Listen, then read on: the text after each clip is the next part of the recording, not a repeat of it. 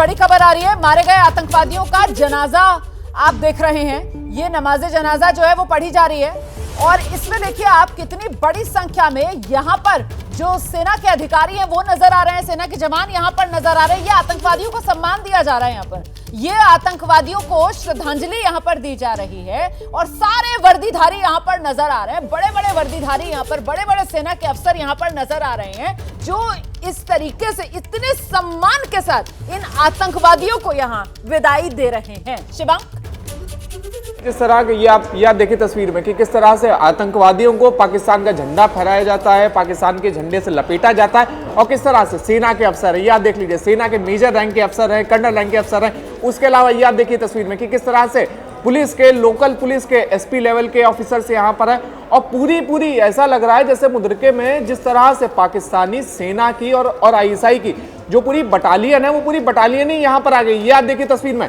कि किस तरह से आतंकियों के शवों को पाकिस्तान की सेना कंधा दे रही है। अब इससे ज्यादा क्या कैसे पाकिस्तान को एक्सपोज करा जाए, देखिए खुद अपने आप को ये लोग एक्सपोज कर रहे हैं कि किस तरह से आतंकियों के जनाजे को ये लोग कंधा दे रहे हैं, उनके शवों को अपने पाकिस्तान के झंडे से ये लोग एक तरह से लपेट रहे हैं। या देखिए कि किस तरह से नमाज जनाजा पढ़ रहे हैं, उनके अगल बगल आप जरा देख लीजिए तस्वीरों में कि किस तरह से सारे लश्कर के जो मोस्ट वांटेड आतंकी जो बेसिकली बचे हुए हैं वो यहाँ पर मौजूद है। सैफुल्लाह कसूरी नहीं आ पाया क्योंकि उसके बारे में ये जानकारी दी जा रही है कि उसे भी रावलपिंडी में आईएसआई ने अपने हेडक्वार्टर में छुपा दिया है ताकि जिस तरह से अटैक हुआ है अब वहां पर लश्कर के हेडक्वार्टर में तो फिर सैफुल्लाह कसूरी बच जाए। लेकिन जितने इनके सेकंड इन कमांड नेता हैं ये देखिए सारे यहाँ पर लगातार दिख रहे हैं। कश्मीरी के बारे में कुछ अपडेट मिल पा रहा है शिवांग, जो पहले भी हम बात कर रहे थे? देखिए इलियास कश्मीरी का अभी तक देख लीजिए, जो यहाँ पर चेहरे दिख रहे हैं इनमें से कहीं पर भी इलियास कश्मीरी नहीं है। और इलियास कश्मीरी के बारे में देखिए यही जो अपडेट मिला था, जो आखिरी अपडेट मिला था कि वो अस्पताल में भर्ती था और उसकी हालत काफ़ी ख़राब थी। लेकिन अभी तक उसके बारे में कुछ भी ठोस अपडेट नहीं मिला है कि आखिर क्या हुआ है क्या नहीं। लेकिन हाँ, अस्पताल के अंदर भर्ती था ये तय है और जिस जगह के ऊपर अटैक हुआ था वहाँ पर भी इलियास कश्मीरी मौजूद था। ये दो चीज़ें देखिए पूरी तरह से कंफर्म है, पूरी तरह से श्योर हो चुकी है। लेकिन क्योंकि इस पूरे नमाज जनाजा में इलियास कश्मीरी नहीं है तो इस बात के ऊपर भी साफ मोहर लग रही है कि इलियास कश्मीरी अभी भी वहीं पर अस्पताल में ही भर्ती है और उसकी हालत नाजुक दिखाई जा रही है। बिल्कुल, ये दो तस्वीरें देख लीजिए जरा, देखिए जरा आतंक के लिए किस तरीके की श्रद्धा पाकिस्तान में नजर आ रही है, आतंक को किस तरीके का सम्मान पाकिस्तान में दिया जा रहा है।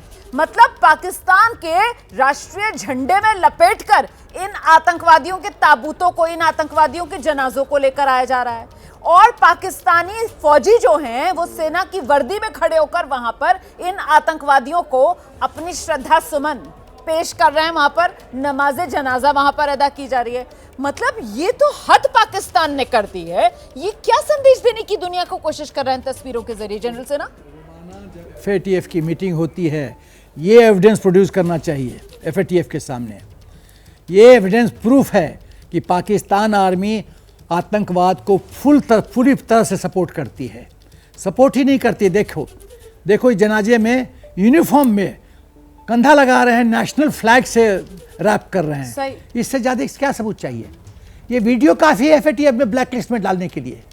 FATF में ये लिस्ट हमारे एम्बेसी को दिखाना चाहिए, वहाँ पे दिखाना चाहिए। ये रहा प्रूफ, हमको कुछ बोलने की जरूरत नहीं है, ये वीडियो बोलेगा।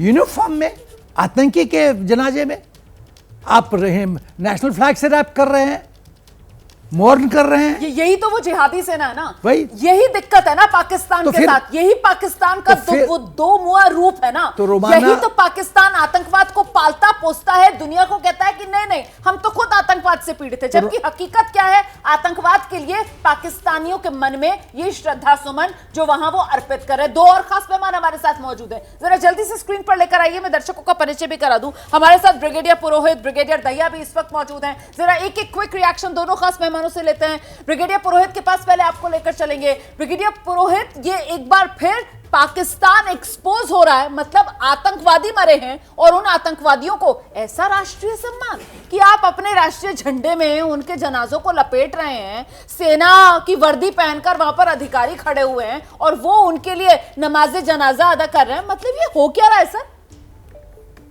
जी रोमन, आप बिल्कुल ठीक बोल रही हो। ये एक्सपोज तो पहले ही हो चुके थे, अब तो सिर्फ ठप्पा और मोहर लगा रहे हैं ये लोग ये लोग विश्व को खुद बता रहे हैं कि हम कितने बड़े उग्रवादियों के फैन हैं। जितना बड़ा उग्रवादी उतने लोग उनकी फॉलोअरशिप, जितने जनाजे में गए उतने उनके फॉलोअरशिप। और मैं एक थोड़ा सा और बात बताना चाहूंगा कि जब वो मिलिटेंट को जनाजा पढ़ करके इन्फिल्ट्रेशन करने और भारत में एक्शन करने के लिए भेजते थे, जैसा पहलगाम के केस में हुआ और भी बहुत सारे ऑपरेशंस में होता था, कि वो जनाजा पढ़ के जाता था कि भैया मैं तो मरने जा रहा हूँ, 72 हुड़े मेरी इंतजार कर रही है। इस केस में सिर्फ ये हुआ है कि ये लोग बिना जनाजा पढ़े ऊपर चले गए, और ये जो लोग इनको फॉलो कर रहे हैं, ये इनकी भी नियामत यही होगी, इनका भी हश्र यही होगा।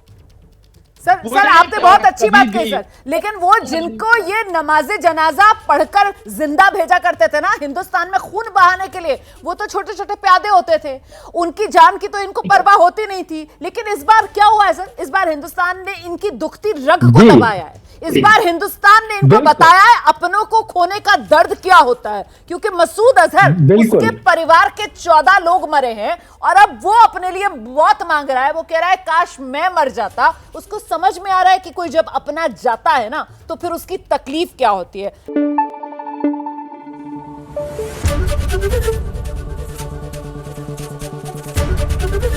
एबीपी न्यूज आपको रखे आगे।